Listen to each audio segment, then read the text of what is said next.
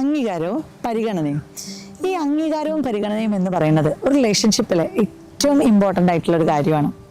നമുക്ക് ഏതൊരു വ്യക്തിക്കാണെങ്കിലും കുഞ്ഞു മക്കള് 6 മാസം മുതലുള്ള കുട്ടികളടക്കം 60 വയസ്സുള്ള നമ്മളുടെ അപ്പൂപ്പൻ അമ്മൂമ്മമാർ വരെ ഇവരുടെയൊക്കെ വിഷയം എന്താണെന്ന് വെച്ചാൽ ഒരു അംഗീകാരം അല്ലെങ്കിൽ പരിഗണിക്കുക എന്നുള്ളതാണ്.